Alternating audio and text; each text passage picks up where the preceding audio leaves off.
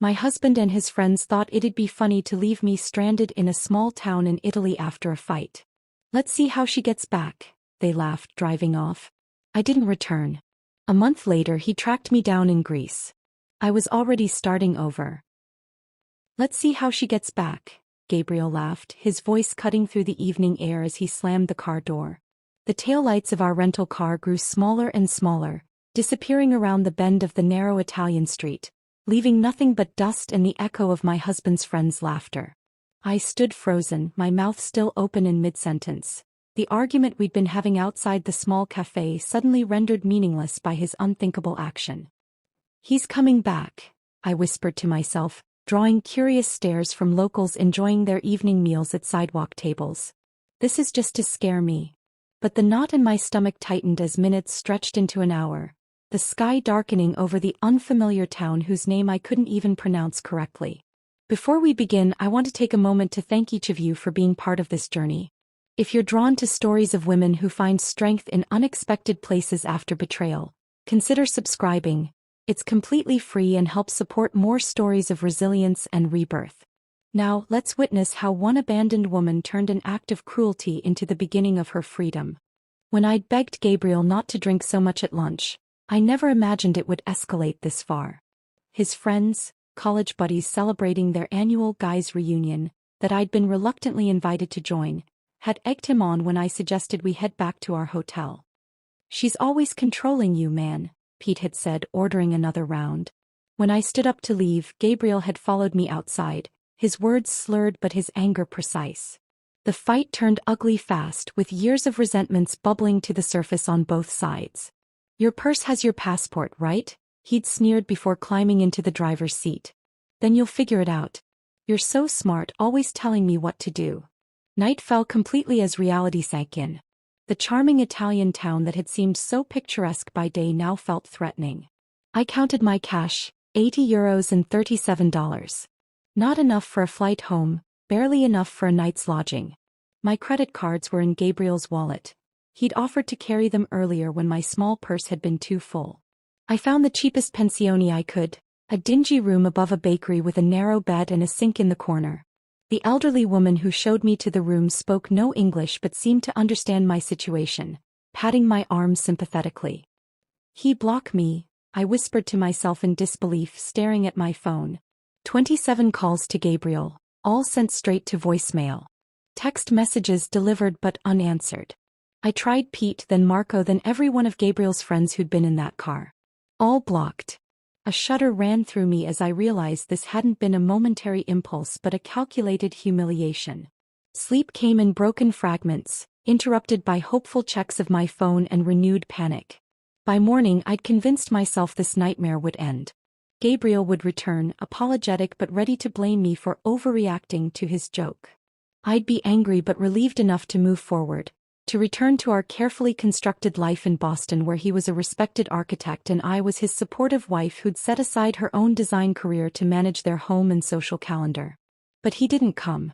The second day I rationed my remaining money, buying only a panini for lunch while walking the town's perimeter, checking every hotel and restaurant for any sign of our tour group. By evening I realized they'd continued their planned journey, moving on to Florence without me. On the third day, a kind cafe owner who noticed me lingering outside his establishment offered me free espresso and, in broken English, directions to the local police station. The officer there seemed unsurprised by my story, as if abandoned tourists were a regular occurrence. But his limited English and my non-existent Italian left me with nothing but a filed report and a sympathetic nod. That afternoon I made the hardest decision of my life. Standing before a cramped pawnshop window, I twisted off my wedding ring, the 2-carat diamond Gabriel had upgraded on our 5th anniversary, replacing the modest band we'd started with. The shopkeeper offered me far less than it's worth, but enough to fund the next step of my journey, wherever that might be. America? Call family. The pawnbroker suggested, counting out euros. I nodded mechanically, but inside a different plan was forming. Family meant explaining, meant hearing my mother's "I told you so" about Gabriel's temper, meant facing friends who'd seen the cracks in our marriage I'd tried so hard to plaster over. The bus station was quiet when I arrived, its electronic board displaying destinations I'd only read about in travel magazines. An overnight bus to Rome connected to ferries, to other buses, to places where Gabriel and his friends wouldn't think to look for me if they ever bothered to try. My finger hovered over my father's name in my contacts. One call and he'd wire money for a flight home. One call and I'd return to the life I'd built, where I'd slowly made myself smaller to accommodate Gabriel's expanding ego and demands. A memory surfaced, Gabriel jokingly hiding my portfolios when I'd mentioned returning to interior design work. "Why complicate things?" he'd asked. "We don't need the money and I need you focused on our life." I'd laughed it off then, but sitting in that grimy station I saw it for what it was. Another fence in the pen he'd built around me. "Where you go?" asked the ticket agent, an older woman with kind eyes who'd been watching me stare at the departure board for nearly 20 minutes. "Greece," I answered, the decision crystallizing as I spoke it. "The furthest coastal village you can get me to." 14 hours later, I stumbled off the final bus in my journey, my body stiff from uncomfortable seats and tension.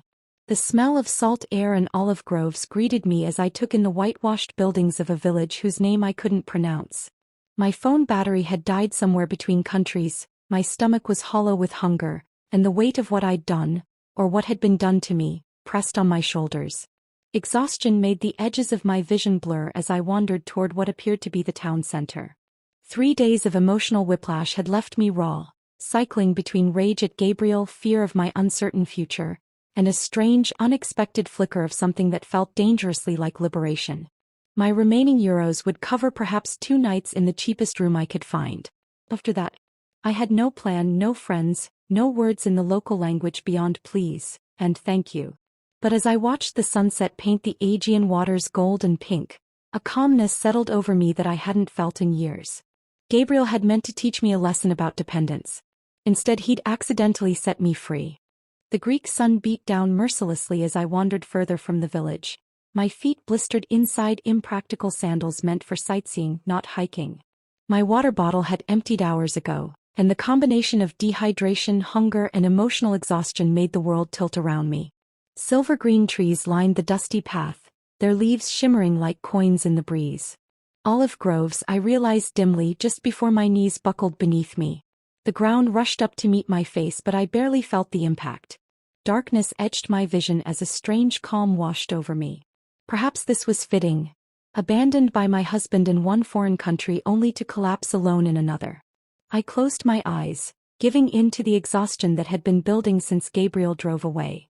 "Thiasmou. Kyria." A woman's voice cut through my haze, followed by weathered hands turning me over. An elderly face swam into focus, deep lines etched around kind eyes wide with concern. She spoke rapidly in Greek, patting my cheeks and offering a canteen. The water revived me enough to sit up, though my head still spun violently. She introduced herself as Elena, repeating her name while pointing to herself. I mimicked her gesture weakly. "Alexis." Elena helped me to my feet, her small frame surprisingly strong as she supported my weight. She pointed toward a stone farmhouse nestled among the olive trees and made walking motions with her fingers. I nodded, lacking the strength to resist as she guided me slowly up the hill. The farmhouse kitchen welcomed me with the scent of herbs hanging from wooden beams and something savory bubbling on an ancient stove. Elena settled me at a worn wooden table before calling out to someone. A man's voice responded, and moments later, an elderly gentleman with a sun-darkened face and silver mustache appeared in the doorway, wiping his hands on a cloth. "Nikos," Elena said, pointing to him. Her husband nodded at me cautiously, his eyes questioning but not unwelcoming. Elena poured cool water into a glass and pressed it into my hands, followed by a bowl of simple soup.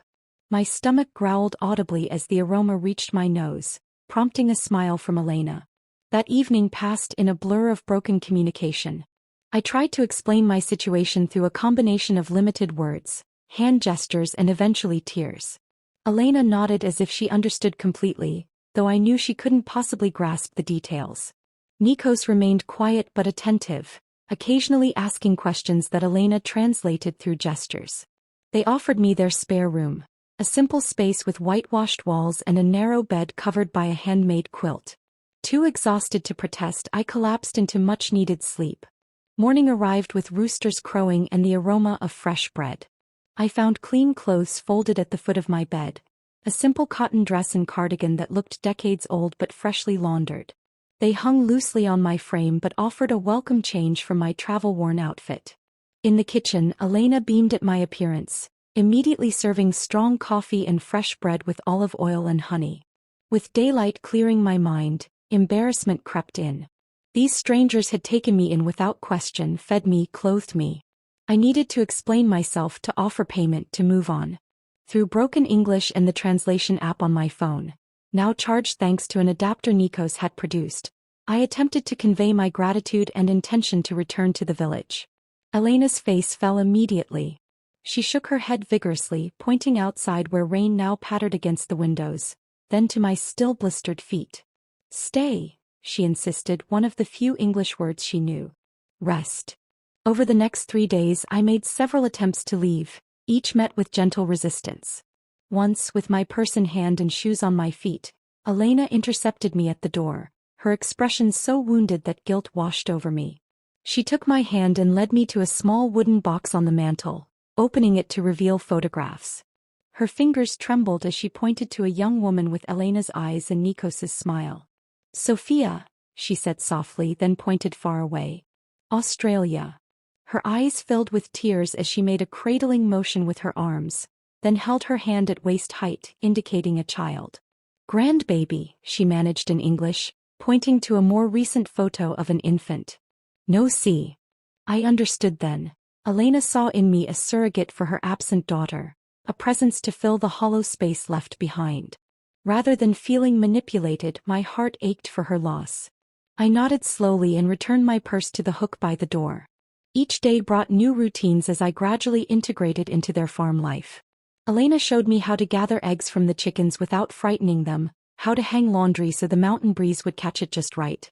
Nikos taught me to identify weeds among the vegetable garden, his patience evident as I mistakenly pulled up an herb the first time.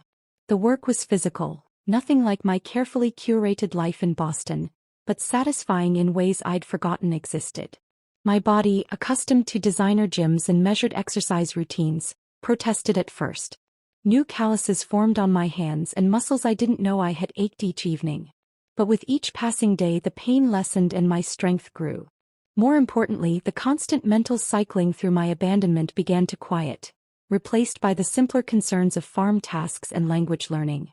At night, sitting on the small porch while Elena knitted and Nikos smoked his pipe, I found myself experiencing moments of peace.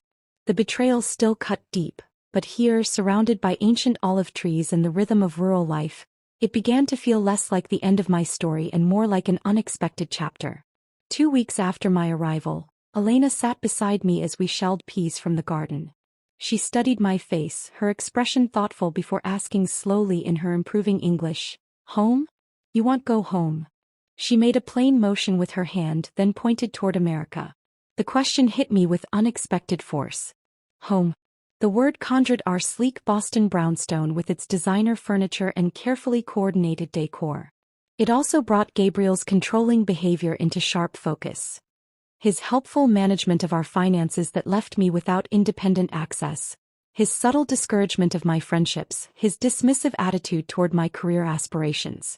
Tears spilled down my cheeks as words poured out in a language Elena couldn't fully understand, but emotions that transcended the barrier.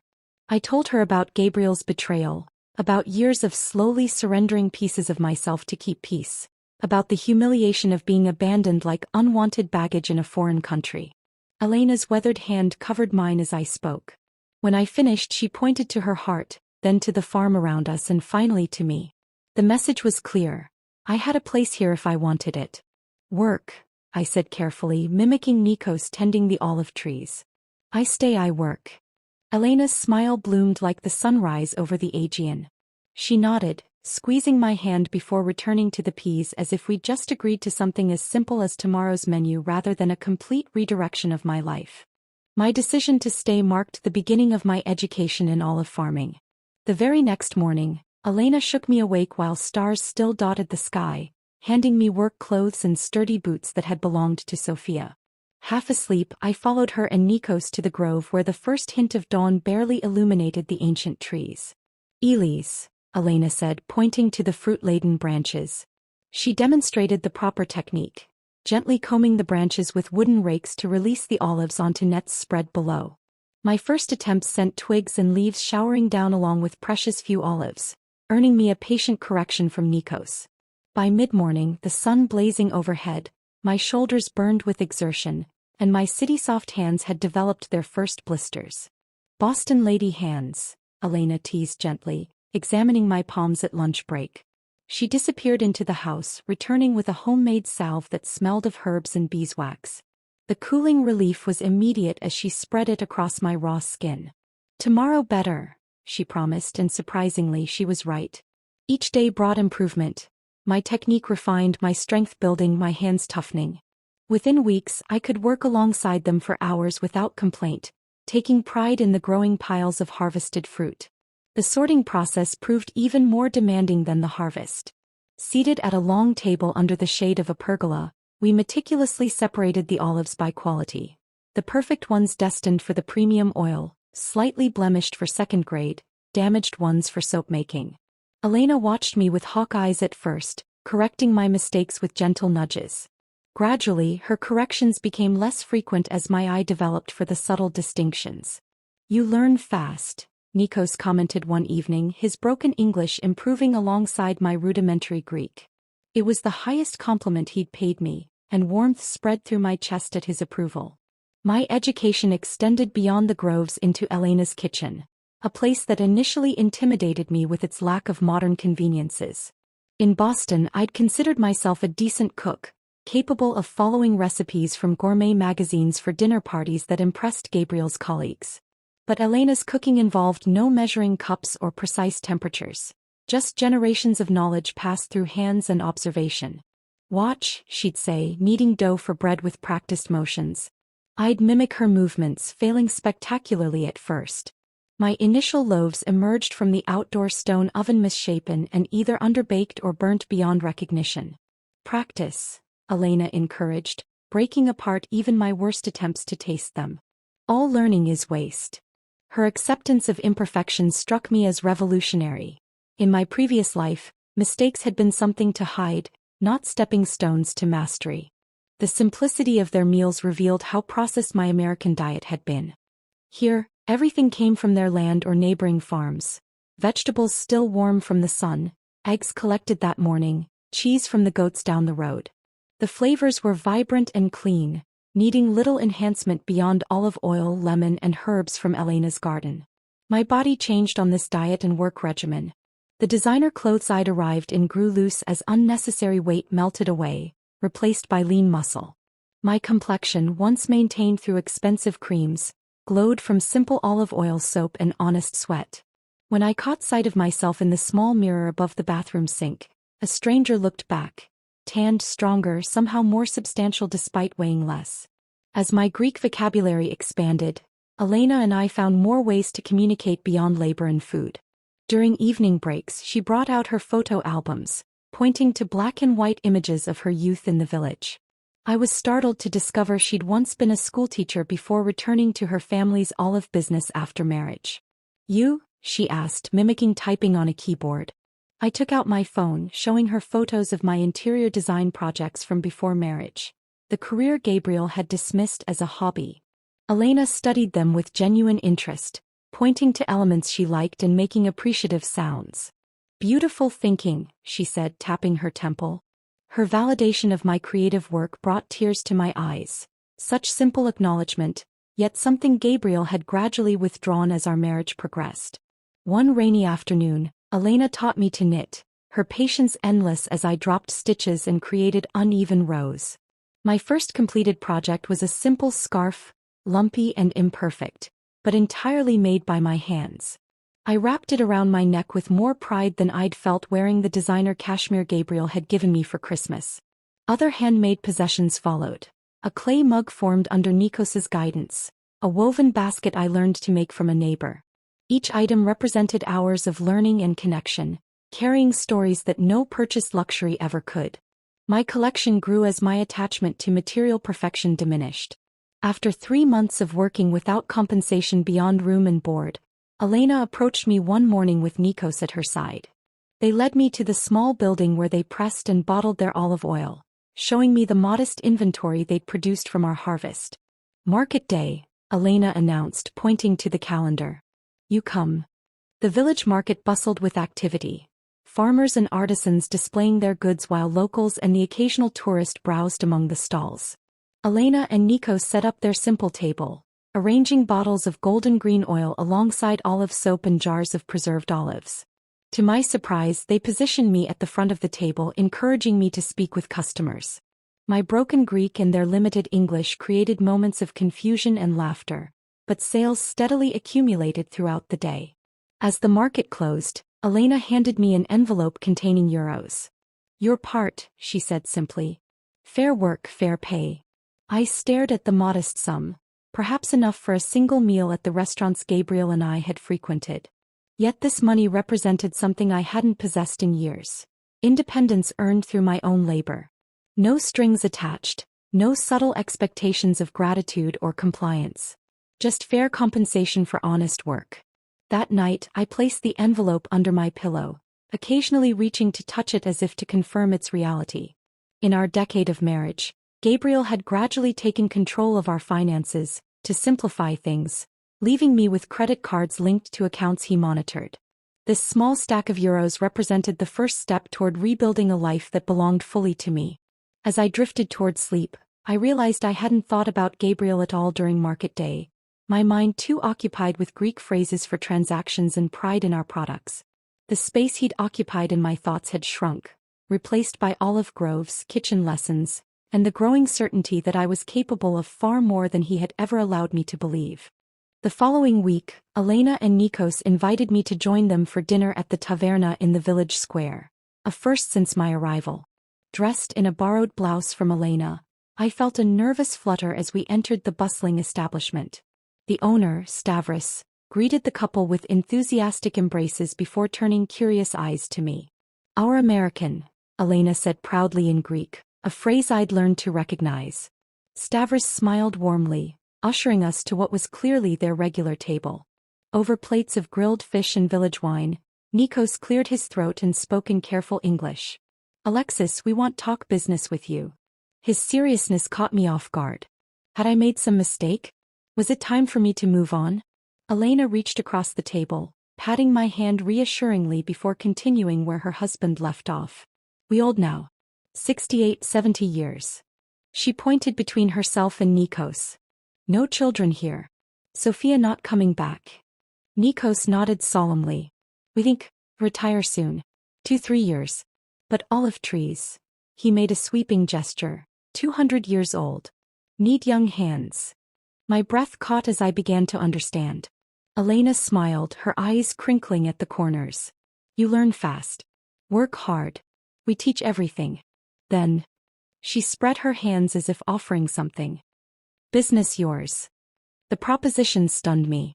They barely knew me, a foreigner who'd stumbled into their lives just months ago. Yet here they were, offering a future I hadn't dared imagine. "But I don't know enough," I stammered.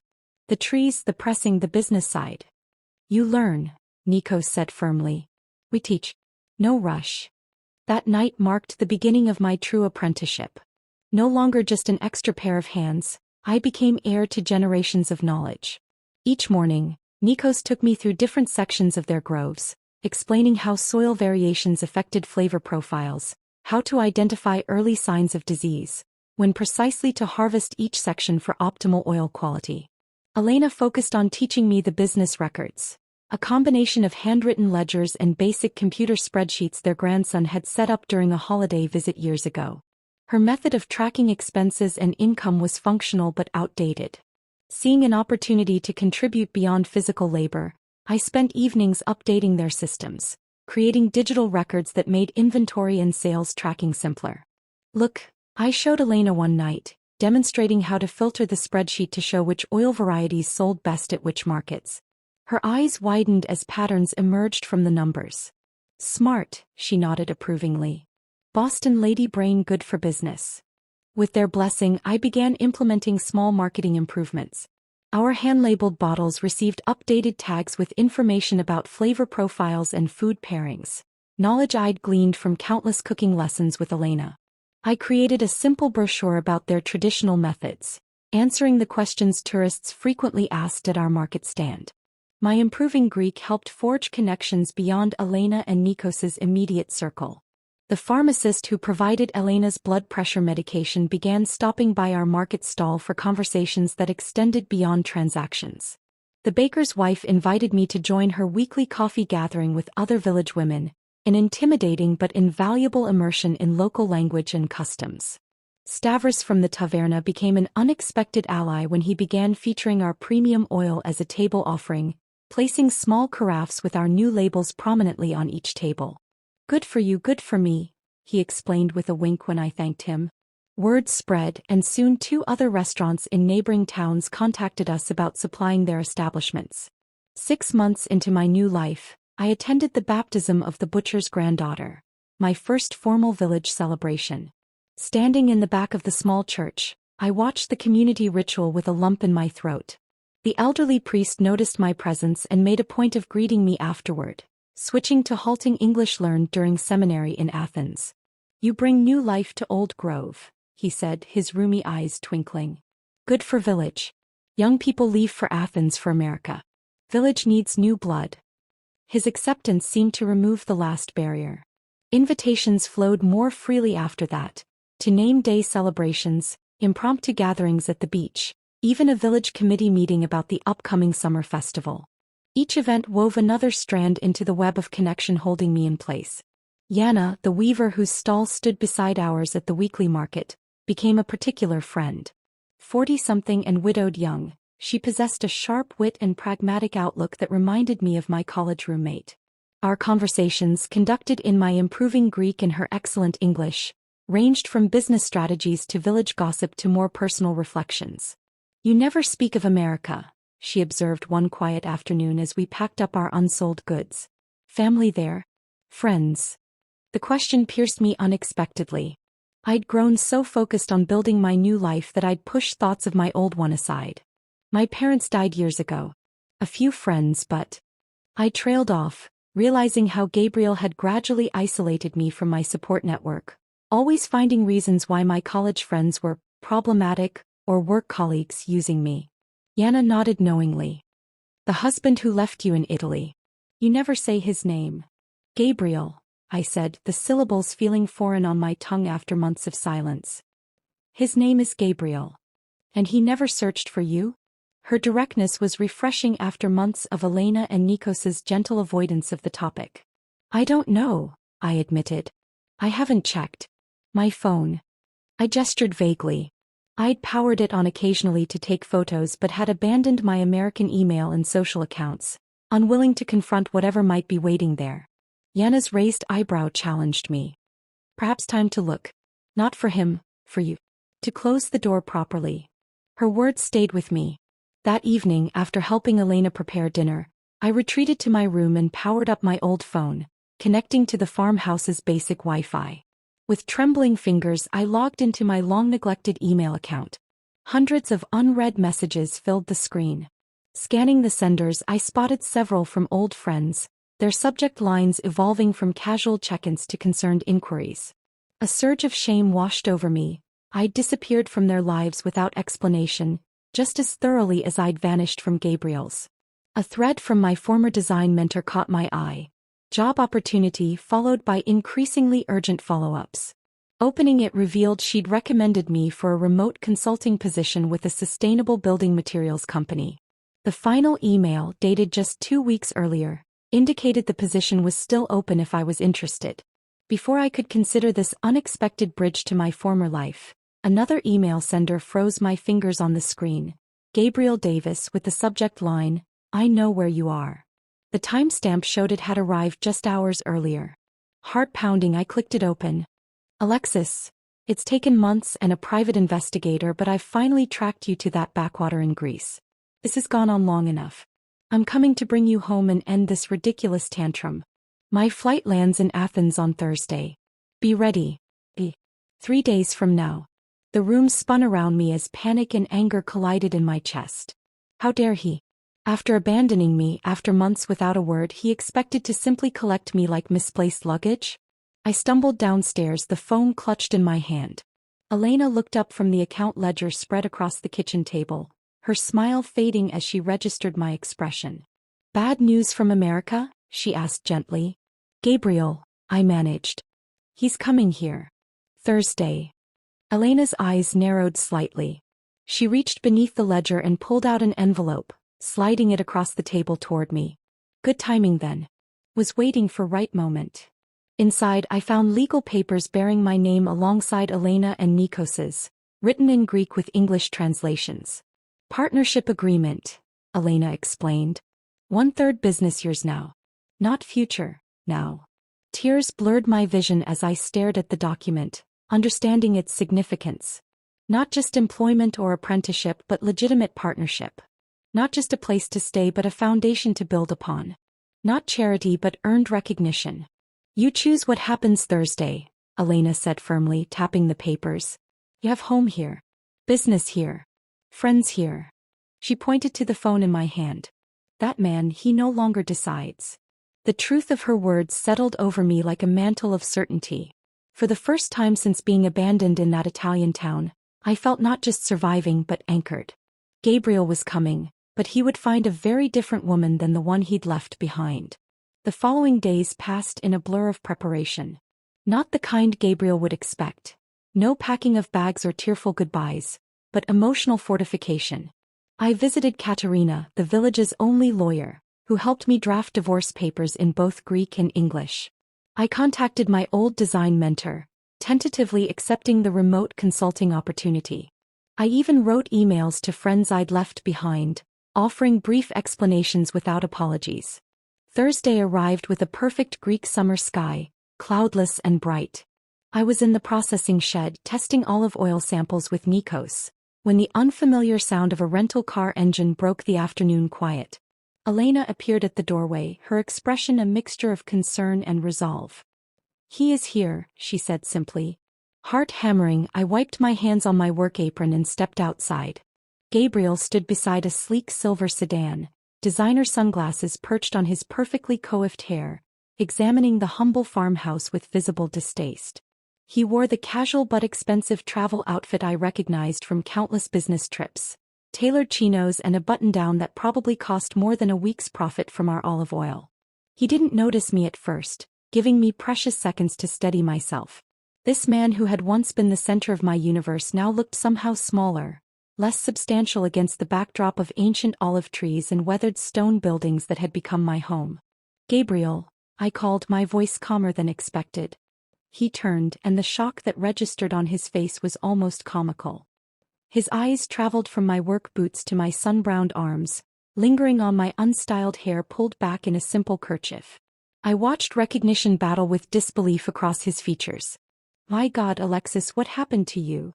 The familiar disapproving tone that once would have sent me scrambling to fix whatever he found lacking now merely washed over me like a wave against rock.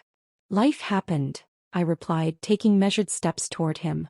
What are you doing here, Gabriel? He removed his sunglasses, his practiced charm sliding into place as he extended his arms. I've come to take you home, of course. This has gone on long enough, don't you think? Whatever point you were trying to make. This isn't about making a point, I interrupted, stopping well outside his reach. This is about making a life. His smile faltered. Behind me, I heard the quiet shuffling of Elena and Nikos emerging from the house. Though they couldn't understand our words, they positioned themselves within view, silent guardians ready to intervene if needed.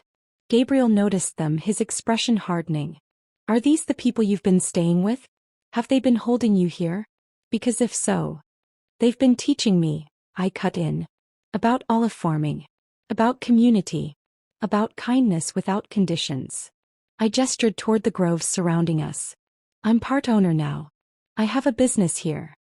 Disbelief crossed his face, followed quickly by the condescension I knew all too well. A business? Alexis, be serious. You're a designer, not a farmer. This is, what, some eat pray love phase after our fight? I admit I shouldn't have left you in Italy. It was a stupid, drunken mistake. I've apologized. Now it's time to come home. You've apologized? I echoed. When? In what universe does tracking me down and demanding I return count as an apology? His jaw tightened, the charm evaporating. Fine. I'm sorry I left you in Italy. It was immature and wrong. Is that what you want to hear? Can we move past this now? Why did you even look for me, Gabriel? It's been months. Why now? He shifted uncomfortably, glancing at the elderly couple watching us intently. Can we discuss this privately? In the car, perhaps. They don't speak English and I have nothing to hide from them. Why now? His shoulders slumped slightly. Your parents have been calling. Friends asking questions at events. Clients wondering why you're not at the house when they visit. It looks. He trailed off. Bad for your image, I finished for him. It damaged your reputation. Our reputation, he corrected sharply. Our life together. The one we built over 10 years of marriage. The one you built, I countered.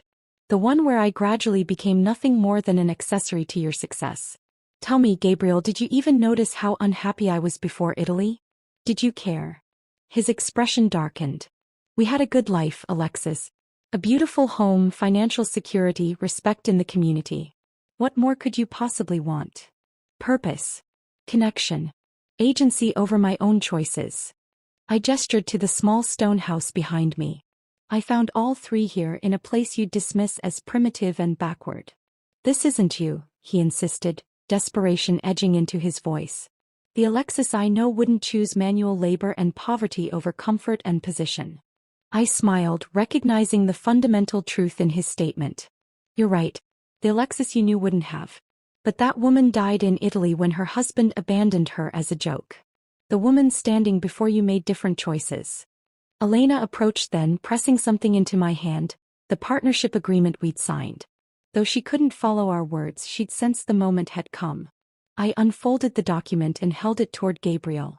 I have legal ties here now. A business partnership. Responsibilities to people who value me for my contributions, not my appearance or social connections.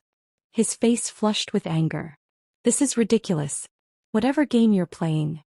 It's not a game, I said, reaching into my pocket for the envelope Katerina had prepared. These are divorce papers, Gabriel. Already filed with provisions for division of assets. He stared at the envelope as if it might burn him. You can't be serious. You'd throw away everything for this. He gestured dismissively at the modest farm. I'm not throwing away anything. I'm choosing something better. Something real. I stepped forward, placing the envelope in his rigid hand. You left me, Gabriel. You drove away laughing. You just never expected I'd find my way without you. His fingers closed reflexively around the papers, his expression cycling through shock, anger, and finally wounded pride. You'll regret this, he said, but the threat sounded hollow even to his own ears. When the novelty wears off and you're still hauling olives in the hot sun at 60, you'll remember what you gave up. Maybe, I conceded. But I'd rather risk regret from choices I made than live with the certainty of regret from choices made for me. Nikos stepped forward then, placing a weathered hand on my shoulder. Though he couldn't understand our exchange, he recognized the conclusion in our body language. He said something in Greek to Gabriel, his tone firm but not unkind. What did he say? Gabriel asked, his voice smaller now. He said the road back to Athens is dangerous after dark. You should leave now to reach the city before nightfall. Gabriel looked between us, finally registering that this wasn't a negotiation or a rescue. It was a goodbye. Without another word, he returned to his rental car, the divorce papers clutched in his hand. As the vehicle disappeared down the dirt road, Elena slipped her hand into mine. Together the three of us turned toward the house, my house now too.